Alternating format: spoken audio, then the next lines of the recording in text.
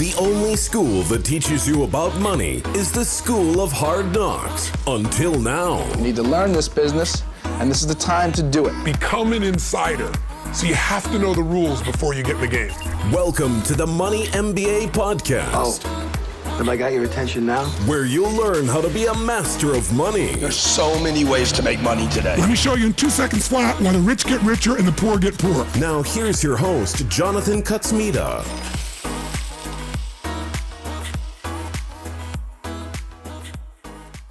Everyone, welcome back. This is going to be part 2 of a 4-part conversation with Radigan Carter. Not much more to say beyond that. The full introduction was in part 1, and hopefully you started there. Got a good sense of where we're going with our conversation. And so let's jump right into part 2 because we've got a lot more to discuss. Please welcome back Radigan Carter.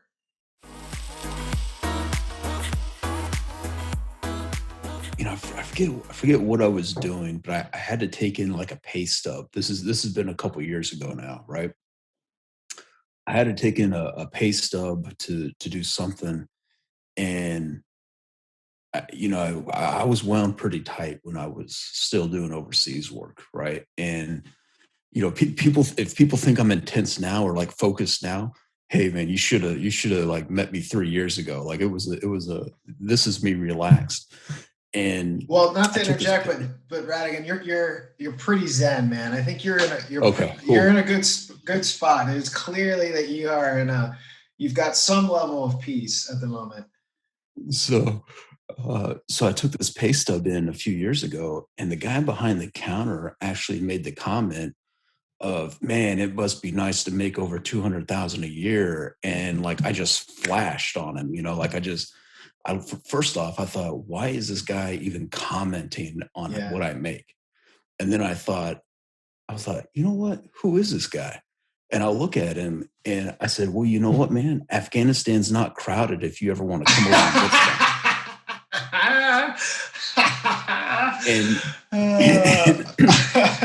And he kind of looked at me, and like my buddy was with me, and he was looking at me because he saw like I was just going to go for the guy's throat, verbally. And I said, yeah, but that's right. You're not, are you?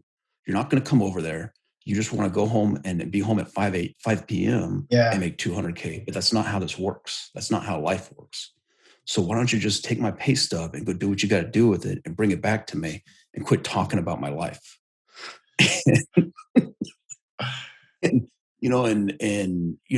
There was no need to cut the guy down that hard, right? But it was just the fact that it was just in that moment to where, I was just like, man, Afghanistan's not crowded. You could take a play, like you were saying, you could come over if you wanted to, but you don't want to. Yeah. There's a big reality to that, and again, I kind of go back to the point where it's like I've always gone the path of least resistance, and with basically a balance of, a certain type of lifestyle I wanted. So when I say path of least resistance, there's very few people who would go through what I've gone through in terms of, starting a business and some of the bullshit that comes with that.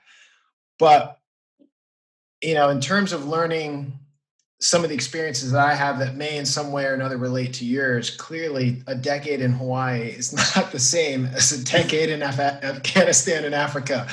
So we're not the same at all in that regards. And so that's why I kind of say what's interesting about the voice that you've taken on is it doesn't come off as arrogant as it would for me to say it, because it's kind of like you said, like, what is that guy or anyone else who understands your story and reads some of the messaging that you're trying to get across to people, how are they going to respond in a like chip on their shoulder type of way when you're coming from the place that you're coming from? So I think that's it's refreshing to see that, because it's really like, I'd love to see someone have a valid rebuttal to the message you have, which I believe in, when Radigan's coming from, the journey that he's been on. And speaking of that journey, so at what point, like, why finance? Why this pursuit? I understand what you've written, and people should check it out as far as like, having a mission. And I think that's one of the reasons we have so much depression is that people, aren't really living for anything significant. Yeah.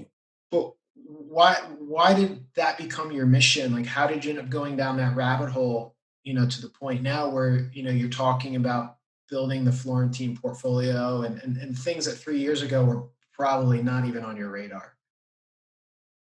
So honestly, it was very much a case of I found myself having to put my own hospital bills on a credit card and spending 15,000 for my own medical bills while I was sleeping on couch cushions on my friend's floor in Washington D.C. So I didn't have to pay a 6 week hotel bill.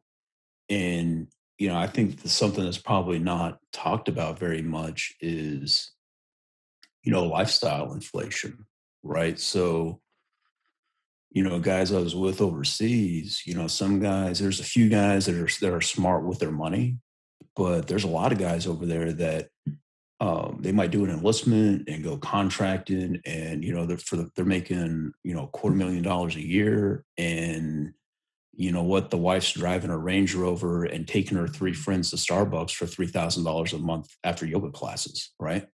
And it's just the money's coming in, but the money's going right back out. Yeah. And I think that's actually more common than people would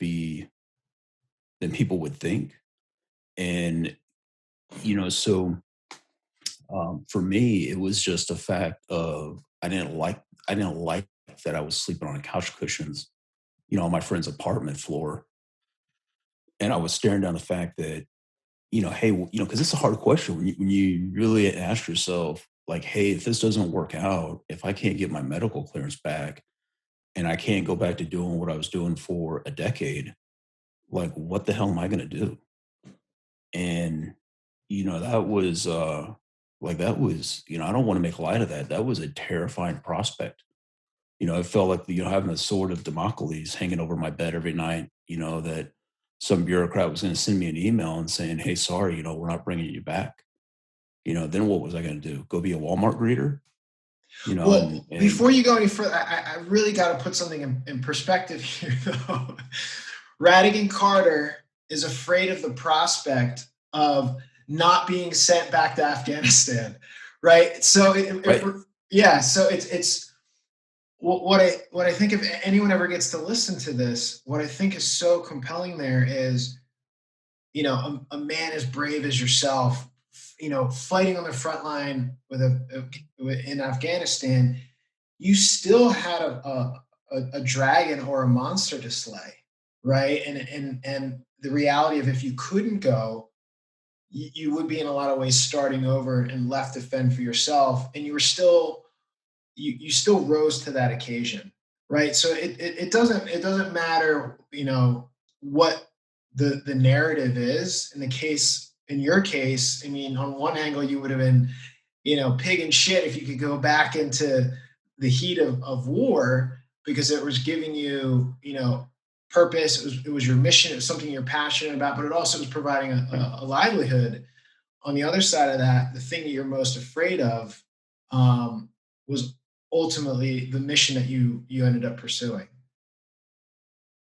Yeah. And so, because I didn't have, my finances where they should have been, when I went back to Afghanistan, there was just a feeling of relief. And then it was a fact of, hey, I actually need to get this sorted out, because I got lucky this time, but, there was no guarantee that was going to work out a second time, because, I was sitting in Washington, D.C., and, the neurologist was coming in and telling me that, hey, for that big of a blast, like, you're actually one of the more highly functioning guys I've ever seen.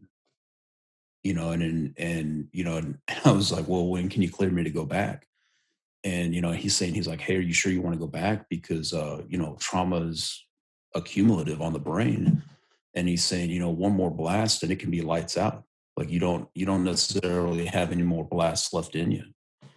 He's like, there's no way to tell, like, how your brain will react. So, so I went back kind of with that knowledge, and then, like, I even went to Africa after that. Right. So, but I felt like I was on the clock after that. Like, I felt like, I needed to really start sorting that money out, to where I could take a step back because, I felt like if I didn't make a change on my own terms, eventually that was going to be made for me. And I think most guys that work overseas, like they kind of, everybody kind of has that point where they've just had enough, right? It might be after 1 year, it might be after 8 years. It just kind of depends on where you hit that threshold, going back to, no change comes from a good place, no, I mean, I wish I could say that, I found this path because, it was just, I had some real talk with myself and self-love and self-actualization, but that's not even true. It was just it was out of a place of just very, very hard times and just a lot of, mental anguish really. So, when people say, yeah, growth comes from pain, I'm like, yeah, 100%. And it's kind of funny, like, because I also think that I have a lot of survivorship bias, right? Because, it could have easily gone the other way a couple times too. And so, I've had guys talk to me about, the transition and coming out. And, I almost tell guys, I say, hey man, don't use my path as a roadmap for where you want to go in life. That I think it's important to focus on, what values that you want to live. And if you focus on those values or those virtues, that eventually that's going to put you in the right places of life, just because you're actually going to be seeking out other people to be around that have those similar virtues. But that just because, you might be frustrated with what you're doing in life or your current path.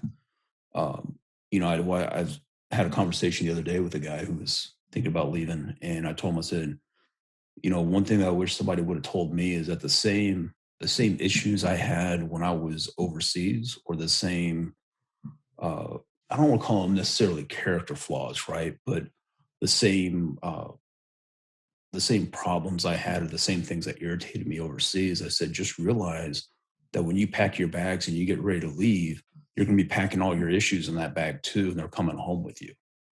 And that you can be unhappy, and you can be unhappy overseas all you want and saying, hey, this is bullshit. I need to get out of here. These people are holding me back, that when I get home, I'm going to go do all these cool things. I'm going to go climb 14,000 foot mountains, and I'm going to live life, and I'm going to enjoy life.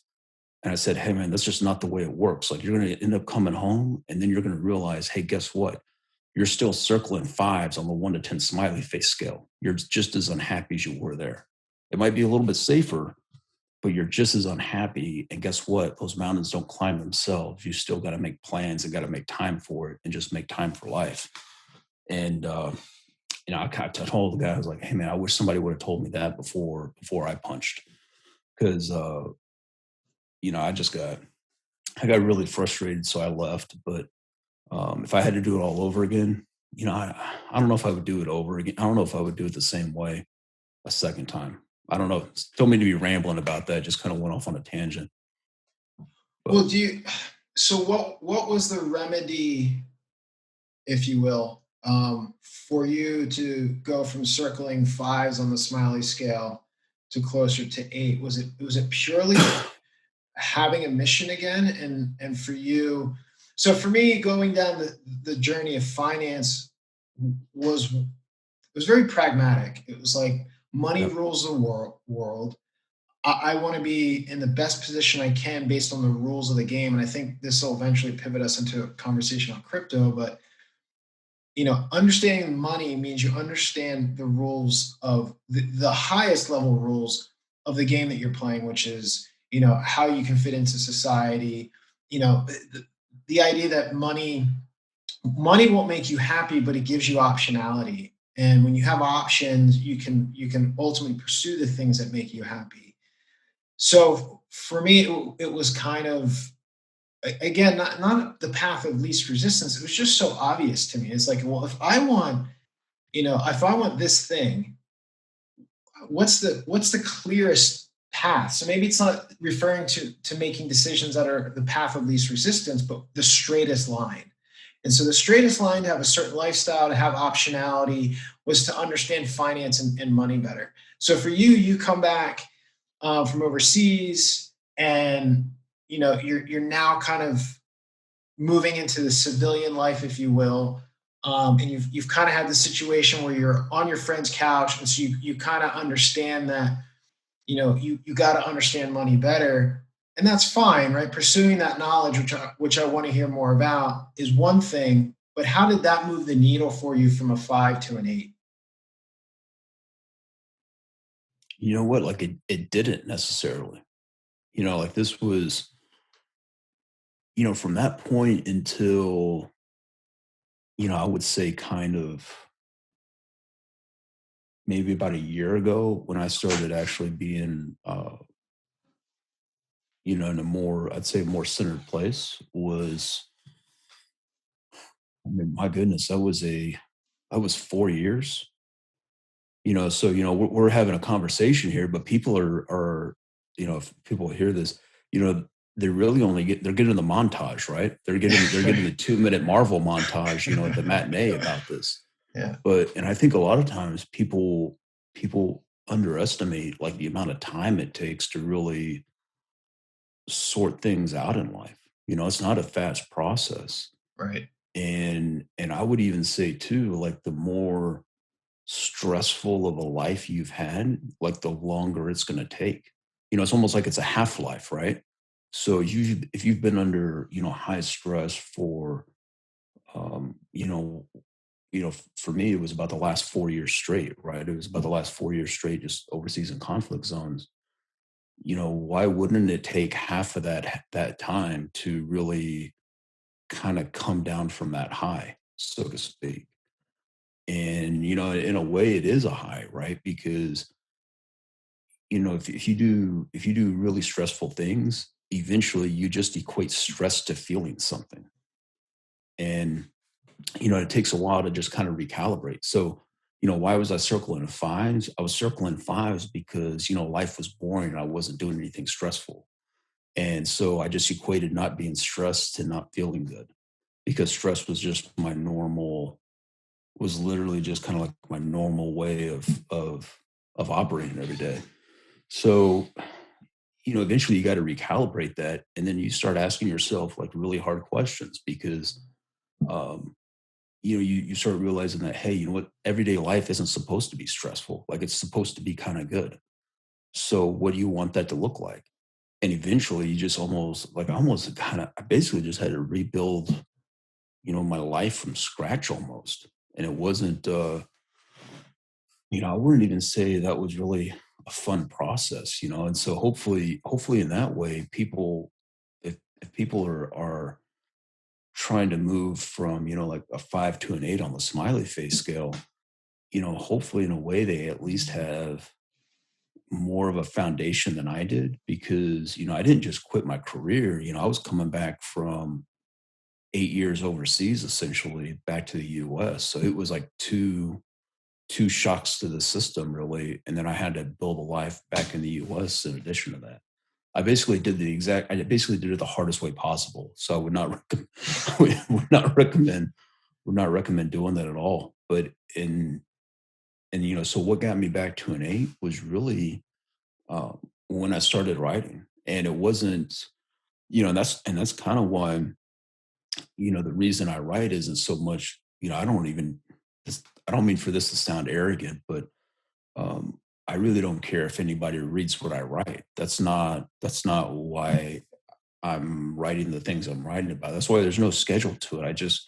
I have to write when I have something that I'm trying to work through myself, because, in a way, like I'm actually trying to help myself more than I am anybody who's reading it. Like it's actually just the way that I try to think things through now. And, by doing that, it was almost like a byproduct. I know that sounds awful, but almost in a way, like getting back to circling an 8 on the smiley face scale was actually just a mistake. Like it just kind of happened with the writing, and then when people would reach out, and then it was just being good at something again, and because at least the way that I like to do in investing is that there's not that much to do every day on the way that I like to do long-term investing. I mean, the best thing that I can do is really sit on my hands most days. So at least with the writing and thinking about things, that actually gives me something to occupy my time in a productive way. And, I would really, I really underestimated when I left how much I would miss just being productive every day. Like I'm just, and maybe some guys aren't built that way, but at least for how I feel like I'm built, what makes me happy is, man, if I'm not driving forward, doing something that is just like a little bit beyond my capability to where I kind of feel like, hey, Ratty, what are you doing? I got no idea. I'm just trying to figure this out. Like if I'm not in that space, like it doesn't feel good. I'm not, it's almost like I'm happy circling eights on the smiley face scale when I almost have no idea what I'm doing and I'm just trying to figure something out. And so it's kind of, I'm back to it with the writing and doing that. It's just not overseas work, but it's just something else that feels that way. Yeah, there's a lot to unpack there. I think the first thing is this half-life idea. And I think I would push back on that. I think it's a good way of articulating the fact of the matter that you need to be patient with yourself. But not to sound cliche, but it's not the destination, it's the journey, right? So I feel like this is a forever thing. I think people are always looking for that, proverbial pill to pop that's everything just becomes like perfect equilibrium. And it really just doesn't exist. And the more you start to understand that and literally embrace it to the point like you just made at the end there, which is when you can find pleasure in the chaos, you're never going to be short of pleasure because there's always an endless amount of chaos around you. It's all of these people who are pursuing this illusion of perfection or tranquility. And even if that's your pursuit, you need to realize it's almost a lifelong journey because, if on a very efficient scale, maybe every 10 years you figure something out. And at that point, it's no longer relevant and you're back on some new philosophical or personal journey, partly because of kind of how we move through life and you're faced with, new responsibilities and new things that maybe you didn't have to look at when you're in your 20s. And then when you're in your 30s and then when you're in your 40s, you're facing decisions and realities of life that you didn't have to face, whether it's you personally aging, family members aging, all the things we've already talked about, which is you've spent a quarter or a third of your life pursuing something that now has no meaning. I think people need to be more gentle with themselves in terms of partly that awakening and how they deal with it. And so when you have various levels of trauma, and I think you said this on even on the podcast with Dimitri, it's everyone has their own, kind of their own scale, right? Like what you went through in terms of trauma and stress and all that is a very different scale. And everyone kind of has their own scale of that they need to measure themselves against and realize that they're working through. But that half-life is really almost a full life, right? Like what you went through in 4 years, I think realistically is probably going to take you, 40 years to really find the ultimate appreciation and understanding with it. And, I'm being maybe facetious when saying that, but I think when we set goals like that, and it's not necessarily setting a goal, but when we put things realistically, it takes a lot of pressure off of ourselves to have all the answers and lie to ourselves and say everything's all right. And it's okay to not be all right. And it's okay to be fumbling along. And kind of like you said, you're now happy because you're completely lost, right? And it's like, the reality is we all are. And sometimes I feel like what is so interesting about the financial world and the financial community and the conversations that are had sometimes in places like Twitter is this bullshit of people acting like they know what the fuck is going on. And I think that it's not about the markets. To me, it's more philosophical. It's more about like this massive lack of humility. And, in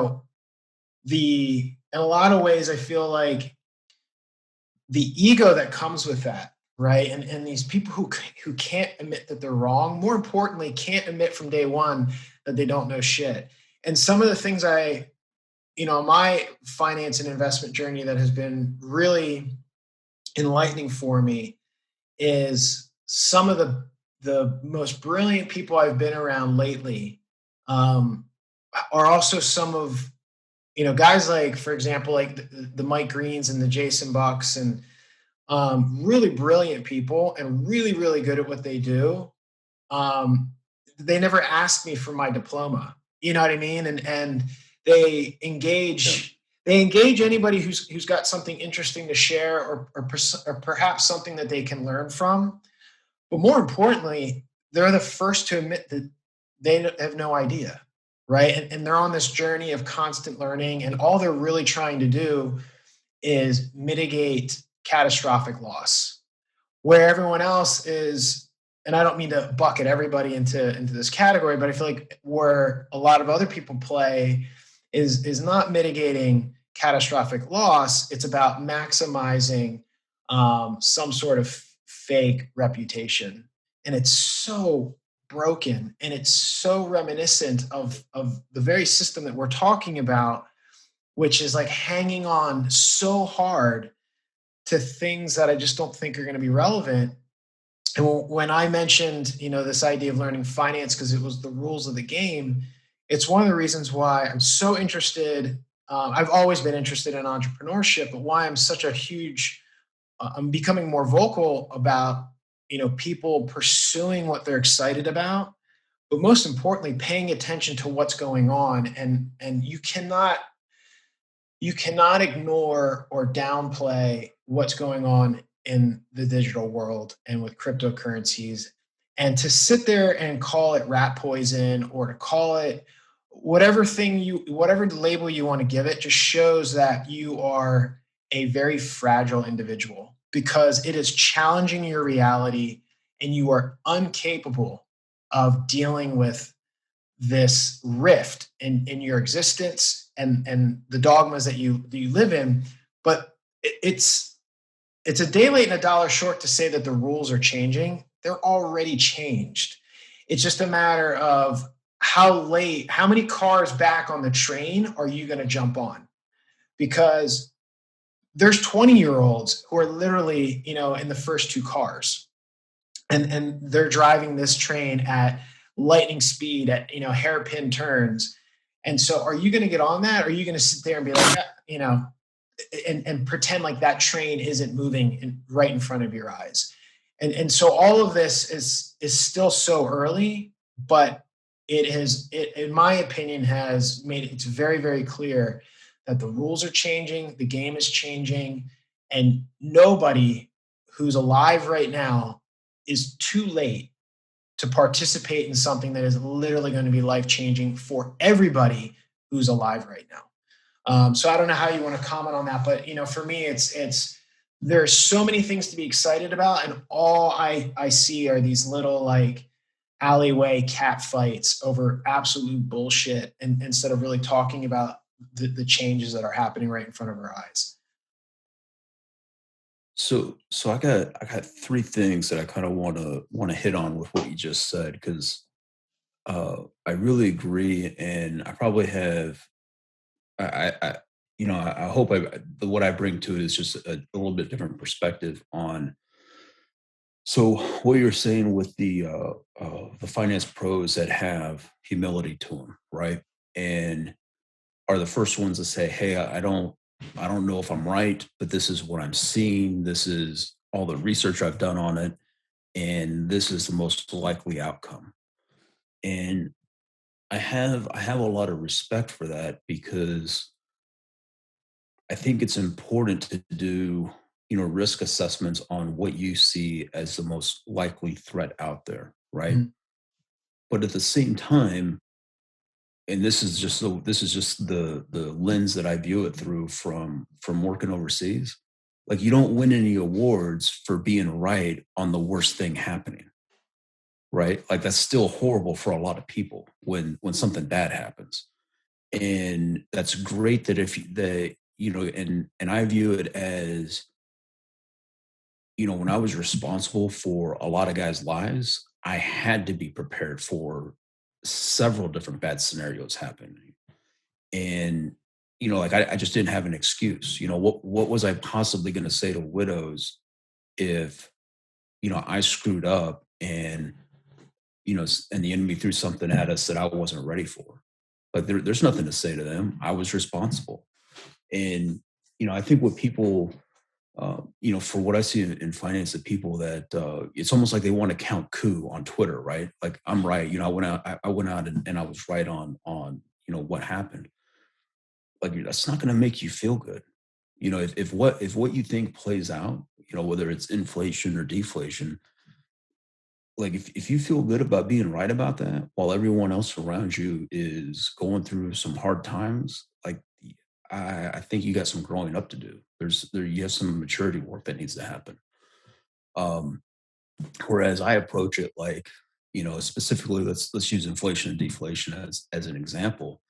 There's much smarter guys than me on both sides of that argument that can articulate why they think one or the other will happen.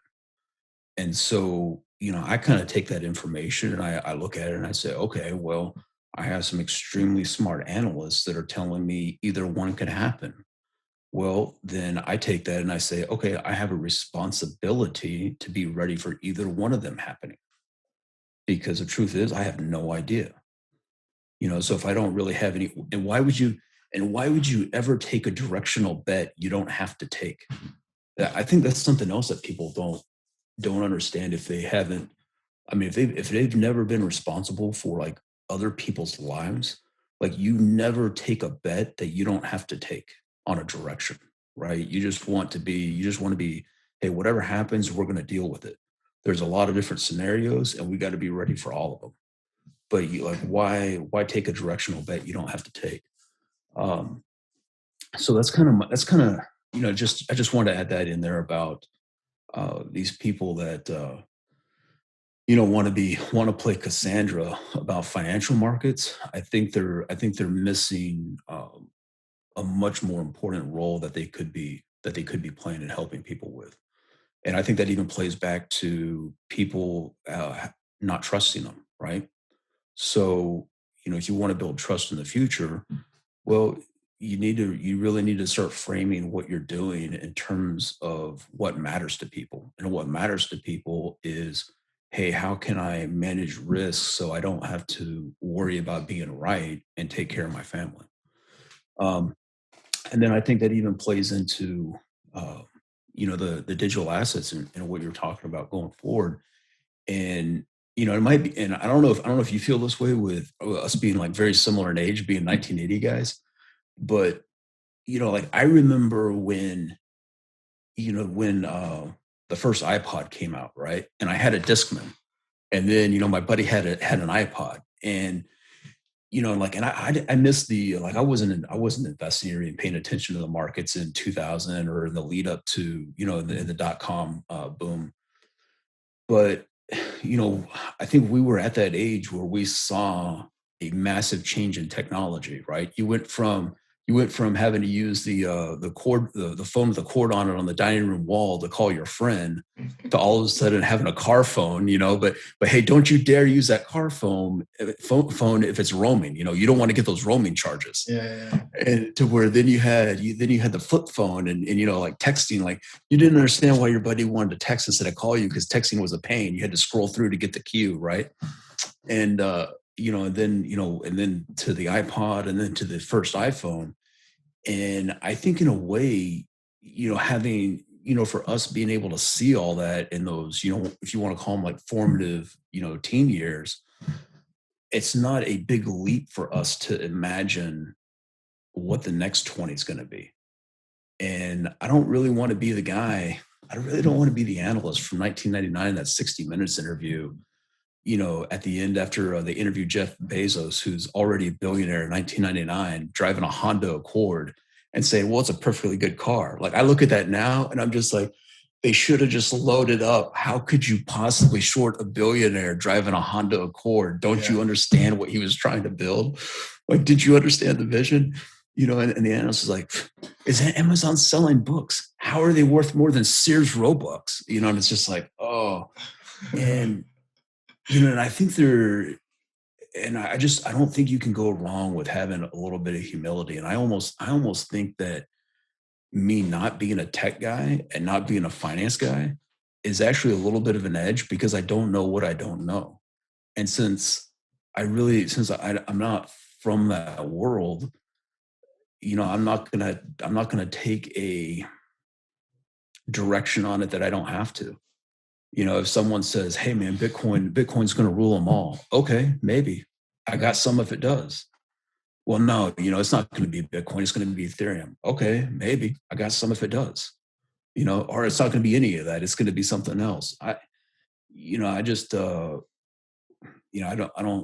want to take a direction I don't have to. And the other thing is that how can you look at the last 20 and what technology's done and not think that it's going to go even faster for this next 2 decades? I mean, to your point about wiring money, whatever you think about stable coins, when my buddy can wake up in Singapore and text me and it's midnight there and send me, dollar stable coins and it hits my phone, in 2 minutes after he texts me, what are we really talking about here? It might not be, maybe it isn't USDC in the future. Maybe it's going to be something else, but that technology is not going away. You're not going to go from that back to having to call a bank during, 6 hours of the day during 5 days a week to send me a wire transfer internationally. Like we're not going backwards on that. And I don't do you know of a single time, I was trying to think about this the other day. Do you know of a single time where new technology has supplanted existing technology that it hasn't been adopted? I was actually trying to seriously think about that. And I couldn't just to see if there was like a time where I could remember where new technology has come on the scene and supplanted existing technology to where it's removed friction and that wasn't adopted. Well, there's always examples of when things are a little too early, or at least, trying to ride that disruptor a little too early. But I think it goes back to the point you were making overall here, which is who cares? You're not trying to make a directional bet on that one thing. And, one of the things it's kind of running through my head as we're having this conversation is it kind of goes back. You also need to have, like, for a lack of maybe a better example, you kind of need to have an investment half-life, right? Like there's this constant, it pervades itself across multiple things, but everybody wants shortcuts. And what you and I are talking about right now is this massive shift that's literally been going on since the 80s, right? Like you're mentioning, as technology started to really start to get a hold of itself and you start to see these advancements in microprocessors and microchips. So the idea that, this is an Apple, iPod, iPhone story of the past decade, this has been a 50-year play. So if you're trying to find the shortcut, what you're going to do is you're going to FOMO into Bitcoin or Ethereum, or I don't care what it is, or any one of these technologies or this, new hypey thing. And it's all going to work and it's all going to fail or be, supplanted by something else, and probably at a scale faster than we can imagine, to the point where if you look at, I think when you're talking about cryptocurrencies or anything that's fintech related, it's lagged a little bit because I think of its critical nature in terms of how society functions. But they, right, the parties in charge, the oligarchs, the bureaucrats, they have fucked this up so bad that everyone's like, I don't care what the alternative is. Let's just break this thing. And there's obviously a lot of, interesting conversations to have about that. And I don't think there's anybody who's enjoying waging those debates more than Mike Green in terms of the philosophical nature of, the lack of elasticity in Bitcoin and why it's not a great idea for society as money. And look, we can have those conversations, and I think they're very valuable. But the fact of the matter is the millennials and the Zoomers have completely no interest in the way that things currently work. And whether the current guard is willing to wake up and start to adopt the things that are going to eat their lunch anyway, they're either going to participate in a little bit and maybe be able to be part of the, be an architect in how this thing is designed. Otherwise, they're just going to get consumed and basically washed away by the tsunami of change. And one of the things I think about is in terms of these, the pace, the rate at which these things are being introduced and tinkered with and tested, and then reinvented, tinkered with, tested, reinvented.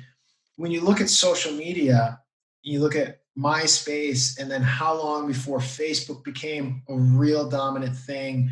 But then you look at how fast Instagram came in and it was like immediately adopted. And thank God for Facebook's case that they bought it.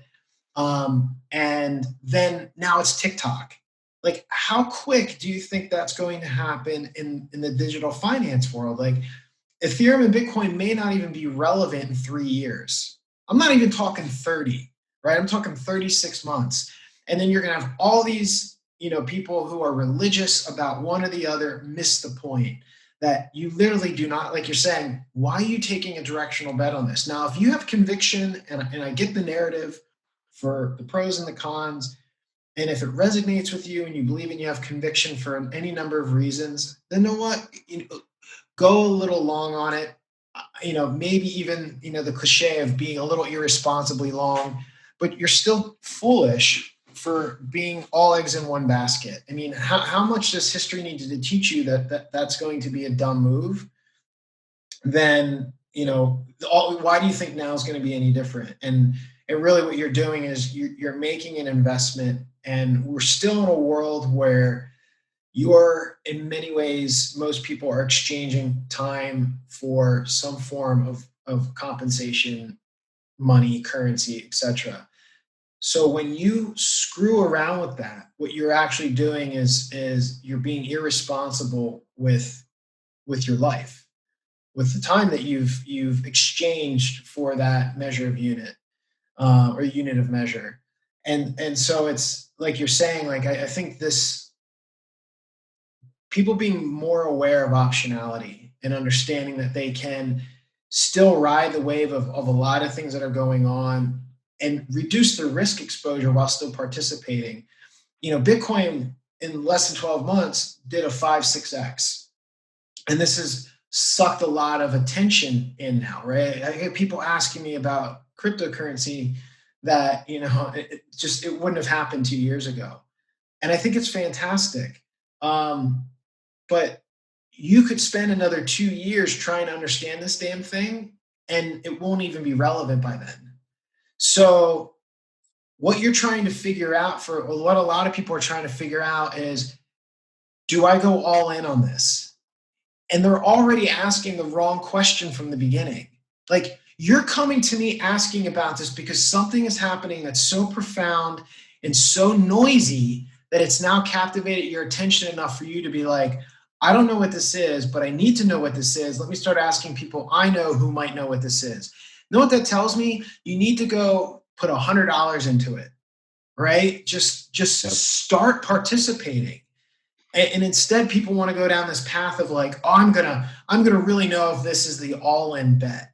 And it's just like, dude, nobody knows, right? Nobody has the answer. And you keep looking for gurus and all these other people, and they're just fleecing you for whether it's a subscription or, which is classic in crypto, to show you something that they already have a bag of that they've paid absolutely almost nothing for. So yeah, that's kind of my pushback on that. I feel like this investment half-life almost needs to be a thing as well, right? It does, because I mean, the other, what you're saying about, something I'm pretty proud of is I don't have anybody texting me in real life now as far as like what crypto's doing. So like I'm pretty happy about that, because that means that my buddies that are in it are now like grizzled veterans of the 2018 bear market. So they're just riding this volatility with me, to where, so I'm pretty happy about that. But I think what a friend though did reach out and ask about Bitcoin. I said, look, don't underestimate the emotional well-being you're going to have just by putting a little bit of money into it. Because I mean, think about the stress you're causing yourself. You spend less time picking out a washing machine at Best Buy that you're going to spend more money on than what you're talking about with crypto. So if while you try to figure it out, buy some, and that way you're in. If it goes up, that's cool, you made some money. If it goes down, not a big deal. You've blown worse money on you've blown more money on bad vacations. And the other thing, to your point about, well, I'm hearing everyone talk about it, so I need to be in. That's almost kind of the worst time to really get involved with something. When I first started buying crypto, I was, my friends and I, we joke about it. We're sending our kidnap and ransom photos to the exchanges, right, to be verified in 2016, when before they even had like the automated verification. It was like, for trading purposes only. Please send the ransom to Panama. And that was when everyone thought we were insane. That, hey, what are you guys doing? This is kind of crazy. And I don't think that I could even replicate that if I even tried. It just happened to be at exactly the right time when I was looking for something that resonated. It was at a point in my life where, I was back for the second tour in Afghanistan, and was deeply unhappy after sleeping on my friend's, floor with couch cushions. And, like, it didn't feel risky doing what I was doing, but you know what? I wouldn't say it was healthy putting, sinking entire paychecks into it then. Like, it's not healthy to say, hey, I'm sinking a paycheck into this, and if it blows up, who cares? I don't have an escape out of this lifestyle anyways. Like, that's not a healthy place to be. And I wouldn't even, people that are saying, well, I just want to make an all or nothing bet. Hey man, you really don't want to do that. If you're even considering that, you really need to, and I might sound like a hypocrite since that's kind of what I did, but looking back on it, like, that could have easily gone the other way. It could have just not worked out. And then what would have happened? I have no idea. But that's just not a good place to be. And I think, people that are doing there are trying to be like, hey, is this the one? Once you really get into investing, you realize how that's just not the approach to take. And you know what, like, it might be fine to do that when you're only betting 4 or 5 figures. I promise you, once you get some serious money behind your name, or what you think is serious money behind your name, if you try to replicate that, you're going to lose. Might not be the second bet, but at some point you're going to lose, because it's not responsible. It's not responsible, and that's not the way the world works. The world doesn't. You don't advance by making these all or nothing bets. Usually it's just a lot of grinding. It's stacking small successes on top of each other, and taking losses, and then trying to figure out, hey, why didn't that work? Let me turn around and try to figure that out and improve on that. And I don't know. I just don't.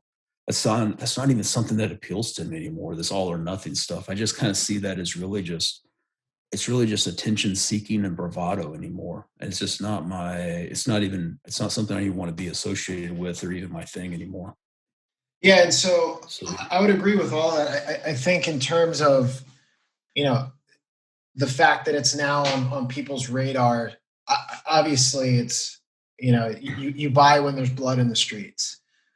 But for me, to one of exactly the point you just made, for me, it's the thing that's going to get them to jump off the deep end where they've never, because this entire conversation, we're just talking about the sea change, right? This big paradigm shift. And for so long, people have always put this false sense of comfort in somebody they trust, probably for the wrong verification reasons. Like, oh, you work at XY company, here's my money. And it's like, yeah, but he's a complete, buffoon. Just because he has a degree and has a business card doesn't mean he really understands the game that's being played. And so I feel like by putting your money into something that represents obviously this tsunami of change, like this massive shift in how the world's going to function, I think what you ultimately do is you expose yourself, because it's like you will go where you put attention, right? And at this point, that's kind of like the magnet. Your money is the magnet that moves the compass. So you can kind of like, oh, I hear about it. Maybe something came up on the news, or there was an article, or you heard something on the radio that prompted you to say, hey, John, what's up with Bitcoin, right? Well, at that point, it's a fleeting moment. You don't really care. You just feel like wasting my time because I invest every waking minute of my time trying to understand something. So you're just trying to, squeeze some free value out of the sacrifices that I'm making. But that doesn't, like you're saying, you're not creating a system. You're not creating an investment philosophy. You're not building skills. You're just being lazy and asking somebody that you trust, who may have some, even me speaking of, like, have some sort of false credentials. I can invest for myself. I understand my risk profile. I don't know your risk profile. I don't know what you're trying to accomplish. You're just a friend who's texting me. But the second you get involved, and it's in a very small, measurable, an amount that you can lose, because this is really like going to Vegas for fun. You're going to go, you're not going to take a HELOC out on your home and go to Vegas and put it all in black. You're going to go and open your sock drawer. Maybe you got a couple Benjamins. You're going to take them, shove it in your pocket, and you're really going for the shows, the food, and the lights. And maybe you play a couple of rounds of blackjack, and if you walk away a winner, doesn't matter. You got, free Manhattans the whole time you're at the poker table.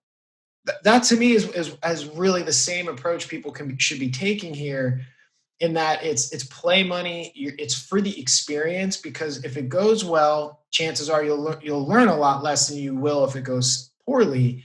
But you're still now in the game, and your attention is going to go where your focus is, and that money is going to act as the magnet that moves the compass. And so I'm in complete agreement. I mean, when people, dude, I bought Dogecoin when it was 0.2 of a penny. I literally scooped it at the low. So a $1,500 investment is worth more than $250,000 right now. It's just fucking stupid.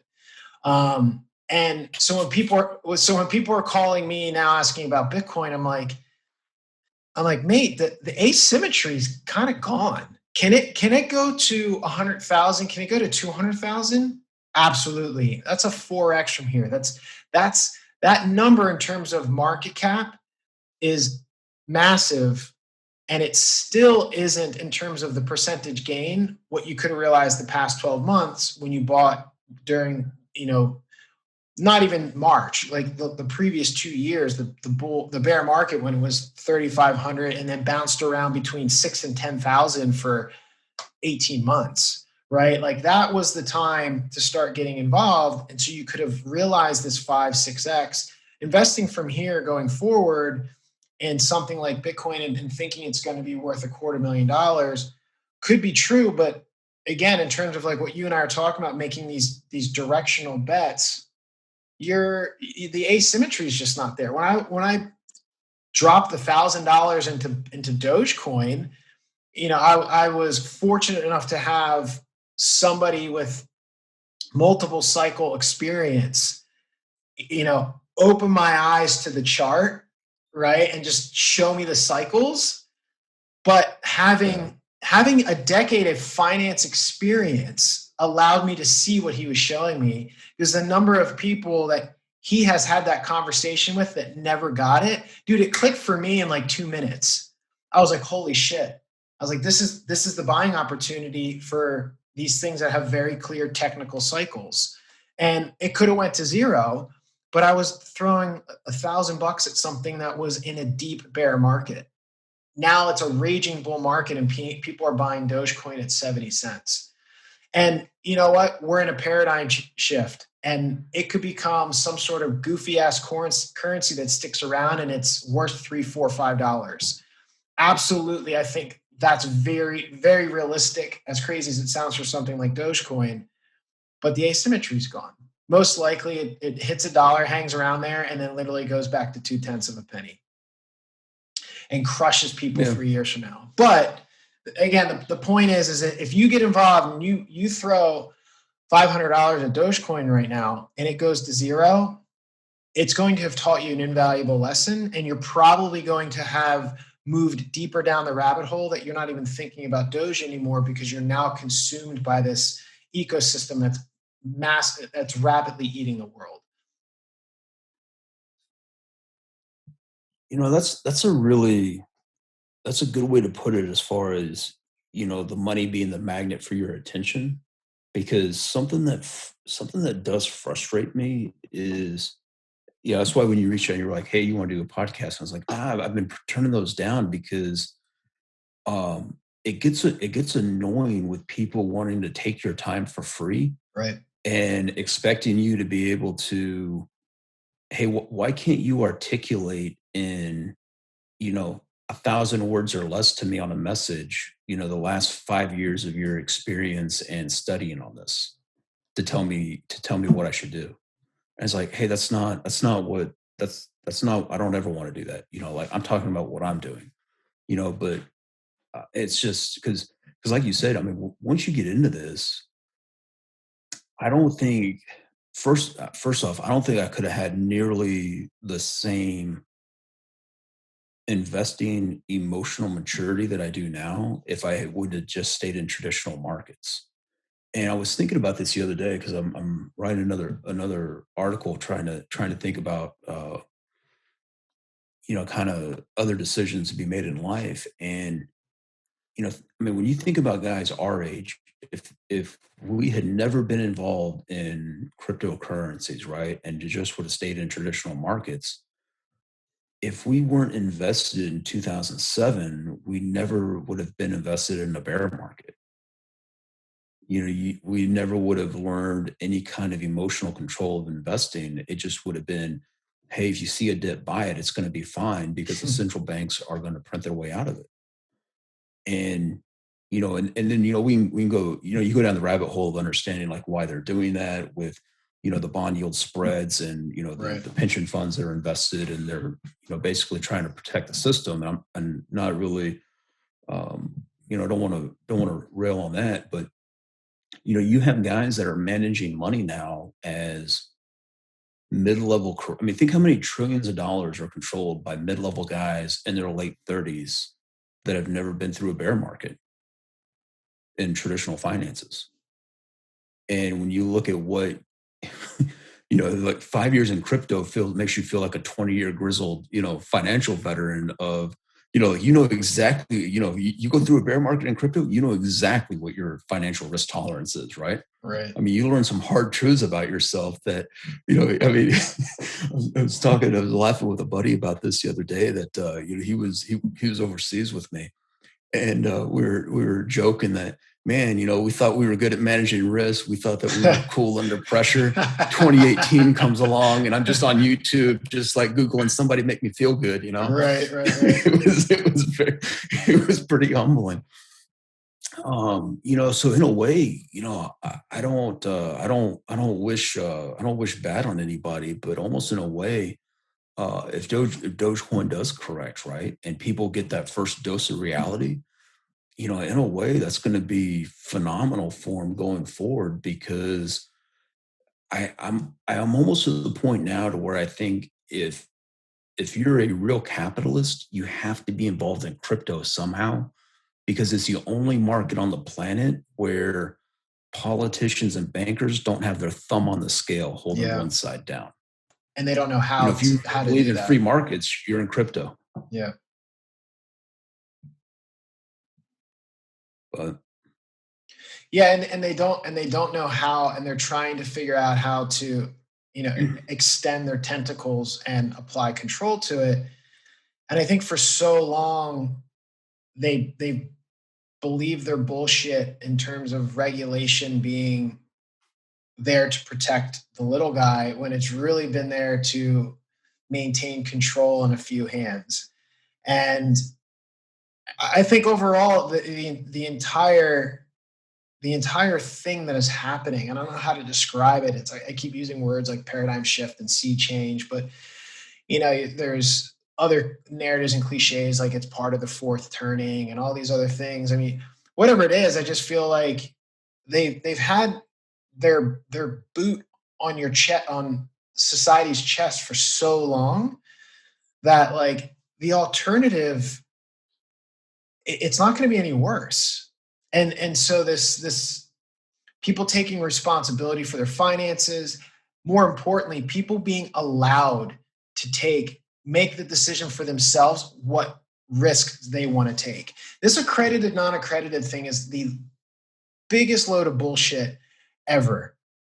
I can go to the casinos and literally mortgage my home away, but I can't go invest in something that ideologically speaking I believe in, or philosophically, or even just the founder or the person doing it I know and have, like you said, like imagine the next Jeff Bezos who's driving around in his Honda, and he's designed to succeed, and you can't invest in that individual because of some bullshit regulation that's supposed to protect me. Meanwhile, you've got all this garbage that goes on in Wall Street and the total lack of fiduciary responsibility, and these entities continue to get bailed out. And it's not money printer go burr. It's big guy get bailed out, little guy, good fucking luck. At a certain point, it's like, give me the spear. I'm going to go hunt for myself. Well, the way I think about it is, when you now have an economy where the free market doesn't decide who lives and who dies, well, what's the difference between a billionaire and an oligarch? It's a centrally planned economy. Boeing is my favorite pinata about this, right? Because you had the CEO of Boeing who made like $52 million. And, the Boeing, was it the 737 MAX? 747 or 737, the MAX, but I get the point you're making. It was having problems. They knew it had problems. And what was he doing? He was spending $2 billion on dividends, right? Because he knew if he cut the dividend, the stock price would go down. So not only did he not have any cash on hand for an airframe problem, but then he didn't have any cash on hand for a pandemic. Well, most Americans were told, hey, you got to have an emergency fund, but, to get through unforeseen problems in your own financial life. But a CEO making $50 million a year that's in charge of thousands of employees isn't held to that same standard, and so, I think, and that's what I think that's what people that don't understand the frustration of a generation are missing is, for a lot of millennials, and I would even say probably Zoomers that were young kids during 2008, 2020, they all just got to relive their trauma, right? Like the worst thing about their childhood, which was 2008, and seeing their parents laid off, lose houses, whatever the case was, the U.S. government just put them through the exact same trauma in 2020. And not even the faces. Some of the faces didn't even change. Right? It was the same players, and it was the same players. Just Big Short Part 2, and and so that's why that trust is broken. And when people say, well, you got to get behind it and hold the and help rebuild the system.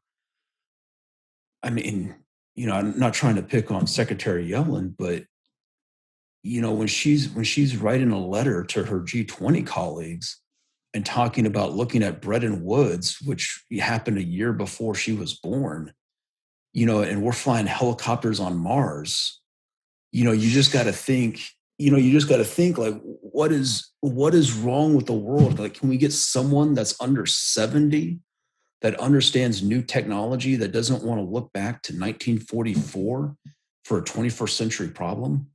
And can we get someone new in the room that wasn't part of like the last two major problems of, bailing out companies that shouldn't have been bailed out, to actually take a look at this? Like, why would you ever trust people that created the problems to fix them? That's if they had the fortitude to fix the problems, they would have done it in 2008, but they didn't. And then they didn't do it in 2020 either. And a lot of that's systemic, right? I mean, the worst mistake, I think that, because, our basic retirees even blameless in this, right? If you're a CalPERS retiree expecting a 7% hurdle rate, when the 10-year yield is what, 1.4, 1.5, like, how can you know that's not sustainable? Right. Like, I mean, what's your excuse for that? You're driving an RV and you're thinking that you're making a 7% return when the 10 years 1.5.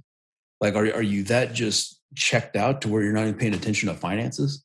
And so no one's asking the question, well, how is CalPERS achieving a 7% hurdle rate in a 1.5% environment? Yep. Well, they're short in volatility. That's what they're doing. So now, so why are the bailouts happening? Because you know what? Because now the hedge funds have their tentacles into everyday retirements, everyday American retirements. So in order to protect the guy driving the snowplow that's retired out of California CalPERS, they now have to bail out a hedge fund so he doesn't blow up and the state pension fund doesn't lose their billions of dollars. Like, it's a very, like, why do you want to save that system? Like, that's not, like, does that really serve in everybody's best interests? And, the problem that I have really is, unfortunately, however this plays out into the future, what bothers me the most is I don't hear anyone talking about, okay, this period of volatility we have to go through, because essentially the system that we have now, I think anyways, is built on a very unique period in history, to where after World War II, you had the United States, which was basically had the only floating navy left, and countries that people aren't going to like hearing this, but countries that had bad geography that probably never would have industrialized to the state that they are today have industrialized because all of a sudden we said geography didn't matter. And they've been using the dollar for 70 years. So now everyone uses that. I mean, I know people overseas who have their entire family savings in US dollars because it's more stable than their own currency, right? And I don't like what has happened domestically with the system, or kind of that we're trying to revive it one more time. But I do wish that people that were in crypto or trying to reset the system had a wider view lens of the people that are really going to get hurt by this period of volatility if they do get what they want on a system reset. And I wasn't really paying too much attention to DeFi or like stable coins, for probably about the last year or so, right? But I actually think that stable coins might be able to help with that, or some type of electric, some type of DeFi solution, to where that might actually, that's allowing for the dollar to reach more saturation worldwide and maybe help those people during whatever volatility happens if there is a new system that comes up, because I don't think, like what you're saying, hey, we're using paradigm shift or, for turning the cycle. But I really think it's just kind of the return of something more old and maybe a more natural state of the world, which is more decentralized historically. And, and people look back to Bretton Woods or to 1971 and going off the gold standard, but I even think it goes back further than that. I think it goes all the way back to kind of the world breaking itself in World War One, because essentially, and these were the smartest people in the room at the time in finances during 1914. Like, they were all wrong. They actually thought the machine guns would stop firing when they all ran out of gold. And they didn't. What did the countries do? Every country wanted to win, so they ran up debt. And essentially, it's kind of interesting, but like when you really look back at the history of the 20th century, like you can trace all this debt really back to the end of World War One. And countries just couldn't figure out how to get rid of it. They couldn't figure out how to discharge it. They couldn't figure out who needed to pay. And so World War II broke out because they couldn't come to terms with the debt from World War One. And then World War II led to Bretton Woods and U.S. Hegemony for the latter half of the 20th century. And then, of course, that wasn't ever going to work, having one country and the U.S. dollar support the entire world economy. So when that heavy lift became too much, then we went off the gold standard.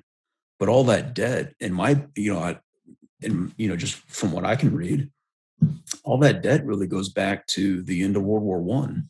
And so in a way, I kind of think about this as almost kind of like it's like the end of a 100-year cycle, really. It's kind of what it is. But I think it goes back further than people think. And it's going to be a more decentralized, it's going to be more decentralized, but that's just more historically accurate, the way the world was. Thank you for listening to the Money MBA Podcast with your host, Jonathan Kutsmeda. It's also my pleasure to see to it that decent, hardworking people in this community aren't robbed blind by a pack of money-mad pirates. To access more great content, visit us online at moneymba.com. That's where the money is. And more than that, control. There's only one person in the world to decide what I'm going to do, and that's me. And I am deadly serious about that. That's it, I'm done.